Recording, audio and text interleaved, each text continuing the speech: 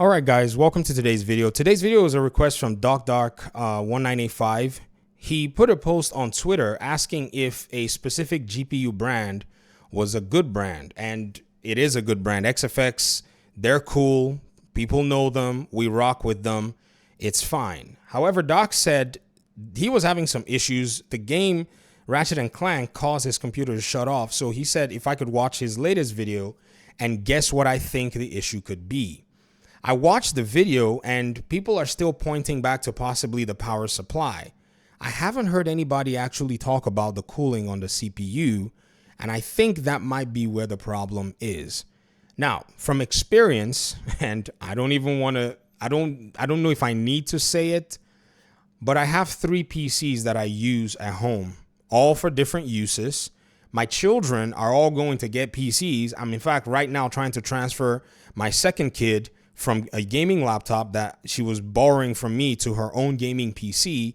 We're trying to, put together some old parts that were just sitting around because she said she wanted a desktop because her older brother has a desktop. So I was like, all right, whatever, we'll hook you up. So this is an opportunity to teach her how to build a PC. So this is what we do out here in the VG Fight School house. Believe you me, we nerd out. It's insane.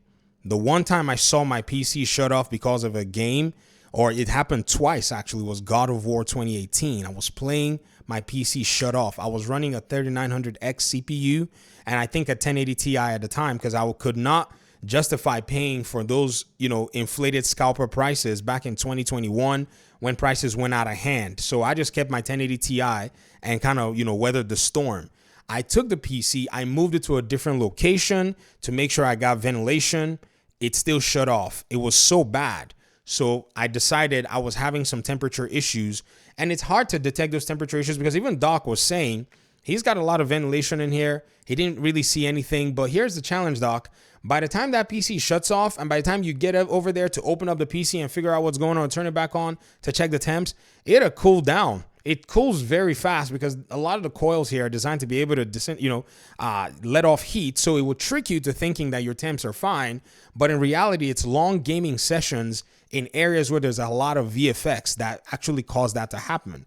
I know, even though I've not played Ratchet & Clank, one of the kids, because of Steam Family Share, they're playing Ratchet & Clank right now, and there are VFX everywhere in that game. Ratchet is firing stuff. The enemies are firing stuff. When he, takes them out, there's explosions and all this stuff. Those things are dragging juice from both your GPU and your CPU, of which your GPU, it already has its cooling solution, and with the case well ventilated, it seems to be resolving itself. However, my suspicion, and I may be wrong, is that you need to get a good cooling solution. So I created a 4-step pathway for not only resolving or possibly resolving the issue, but also getting your upgrade to be able to also give you what you mentioned here in this video is a stable 120 FPS at the resolution that you want. Your resolution that you're desiring is around 4K. You're going to have to, make the moves to get that 4K. No problem. For now, this is going to give you solid 1080 and you're going to be able to run high FPS. I don't know about 120. Honestly, it would depend on the game. I did a little, looking around. I was looking around at some metrics, and yes, you can get 120 FPS, 1080 on here, but it's racing games and some other games that don't really fire too many VFX where a lot of stuff is already streamlined and all they're doing is worrying about streaming that, your motion and your turns and all of the others. Those are the games that'll give you that 120 FPS. To be able to get more, you're probably going to need your CPU and GPU to be upgraded. I would say conservatively if you want, or you go crazy and hit yourself in 2K or 4K category. Your motherboard is fine. You're an AM5, so you're good. However, improve the cooling on that CPU. It's going to be, in my opinion, what I think is going to make the difference. Some people are pointing out that it might be your power supply. Your power supply, if we don't know what it is, we can't tell. We've been asking you, open that computer, Doc. It's okay. If you break it, you can't break it. I'm just saying it. Like if you break it, you just go ahead and get something and replace it and you'll be fine. That's the worst case scenario, but not in removing the cover. We want to see that power supply and what wattage it is. And then we'll be able to be like, oh no, you've been screwed over. Oh, you're fine. I doubt CyberPower would have done something like that, but you never know. And if they did, shame on them. You may have to also upgrade that power supply. But right now, I don't think that's your biggest objective. I've done some crazy stuff with power supplies at the limit that it needs to be. I'm not really worried about that. then add yourself more RAM. Just give yourself that extra RAM just for the heck of it. I honestly don't see any harm in getting another, RAM module, because you did mention you have one RAM module. That's fine. Just throw another one in there. If you can find this one, this is this is Team Force. I think you can find these on Amazon or Newegg. Find the exact same kind of RAM, the module. If anything, pop this RAM out, look up the serial number, type it into B&H, order the exact same thing. Make sure it has all the same specs. You really want your RAM to be uniform across the board. Do these steps and then, we'll know what's going on if there's maybe a defect somewhere. But I'm not certain there is a defect, seeing how the computer fires back up when it's already cooled down after shutting off, and you're able to still continue playing and, gaming, and it gives you good performance at the end of the day. So these are my thoughts. These are my opinions. And we'll see how it plays out. So let me know. Thanks for watching. I'm going to link you to this video. For those of you who are PC aficionados, who are nerds, throw your thoughts in the comment section as well. This is kind of how sometimes it goes, but the journey in troubleshooting is going to get you eventually to the place where you're fine. The last time my PC shut off was, I think it was 2020, right after God of War came out.